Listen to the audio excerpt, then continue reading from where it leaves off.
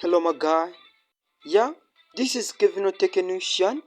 Nkuko musanzwe munkurikira, uyu munsi ngiye kubereka uburyo ki ushobora kuba wakoresha data cyangwa se megabyte ziri kuri simukadi yawe ya MTN kuri zino telefone za Airtel Imagine. Murabona abantu benshi cyane bazi ko bidashoboka kuba wakoresha megabyte ziri kuri simukadi ya MTN kuri zino telefone za Airtel Imagine cyangwa se zino telefone za 20 abantu bari gukunda gukoresha muri iyi minsi.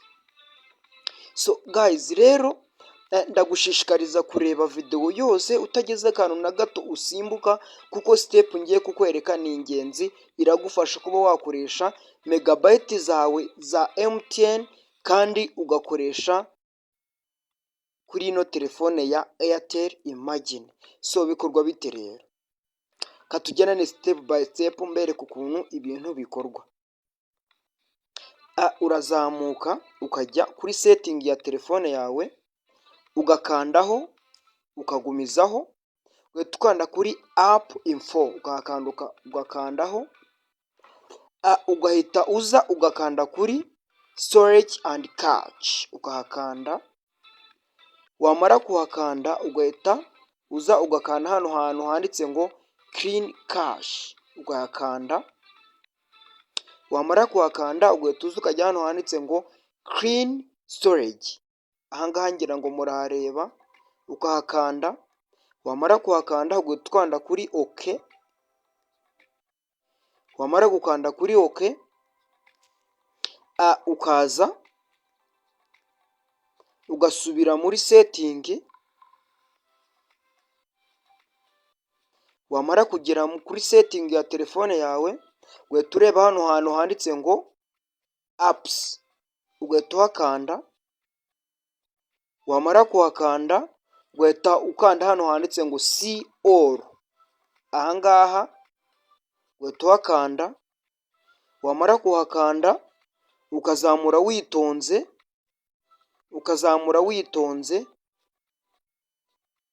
ukareba hano hantu handitse ngo simu, hano handitse ngo simu talked, ugahita uhakanda.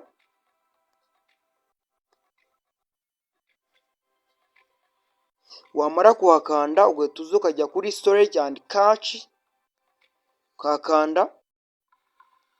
Wamara kuhakanda ugahita uza ugakanda kuri clean storage, ahangaha. Wamara kuhakanda ugahita ukanda kuri OK. Wamara gukanda kuri OK ugasubira inyuma ukoresheje kuri kano gafresh ko mu nguni, ukongera ugasubira inyuma, ugasubira inyuma. Wamara kugera nanone kuri setting nyamukuru, ugahita ujya hano hantu handitse ngo network and internet, ugahita uhakanda. Wamara kuhakanda ugahita ujya hano hantu handitse ngo sims, ugahita uhakanda.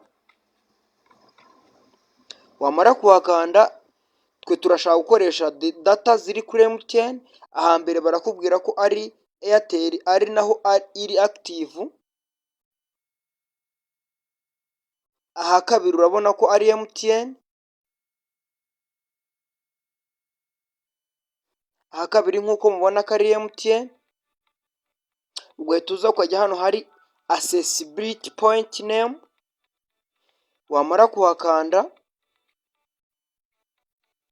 ugahita uza kuri tuno tudomo dutatu ukadukandaho. Wamara kudukandaho ugahita ukanda hano handitse ngo reset default, ugahakanda. Ugahita ujya kuri OK. Wamara kugera kuri OK ugahita usubira inyuma bisanzwe, ugahita uza ukajya hano hanyuma hahera handitse ngo system, ugahita uhakanda. Wamara kugera kuri system ugahita ujya kuri reset option ugahita uyikandaho, wamara kugera kuri reset option ugahita ujya kuri reset wifi o mobile o bluetooth ugahita uhakanda, wamara kuhakanda ugahita ujya kuri ino simukadi ya MTN ugahita ujya kuri reset setting ugahita uhakanda, ugasubira inyuma ugahita ukanda kuri kano kanaka ugahita uhitamo na Airtel ujya kuri reset settings,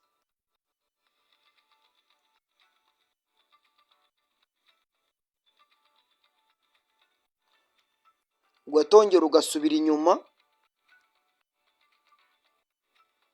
wamara gusubira inyuma kongera ukajya kuri setting yawe bisanzwe, ugahita ujya kuri network and internet, wamara kugera kuri network and internet ugahita ujya hano handitse ngo sims ugahita uhakanda, wamara kuhakanda bahita baguhereza utu option tubiri MTN, Airtel na MTN. Twe kubera ko dushaka gukoresha data ziri kuri MTN tugahita dukanda hano handitse ngo MTN, twamara kuhakanda tukazamura hejuru cyane tugahita tujya hano handitse ngo accessibility point, aha tukahakanda, twamara kuhakanda tukajya kuri akamenyetso ko guteranya, twamara kukageraho tugahita tujya hano handitse ngo name, tukandikamo akadomo MTN mu nyuguti ngufi akadomo com, tukemeza bisanzwe, tugahita tujya hano handitse ngo APN, hano kuri APN tukahakanda, twamara kuhakanda twandikamo akadomo mu nyuguti nkuru tukandikamo ngo MTN, tugasigaho umwanya MTN connection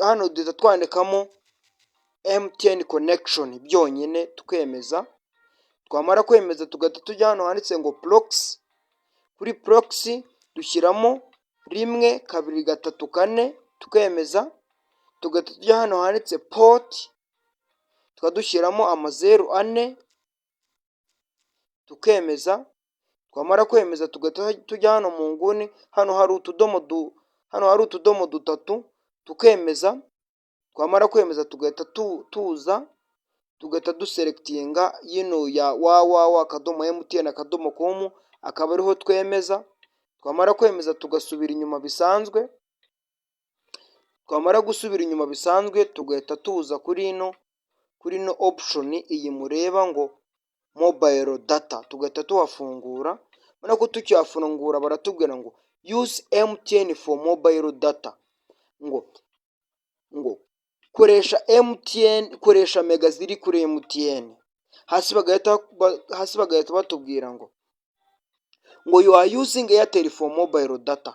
Ubusanzwe wari urimo gukoresha Airtel kuri data ngo if you switch to MTN data ngo Airtel will no longer be used for mobile data.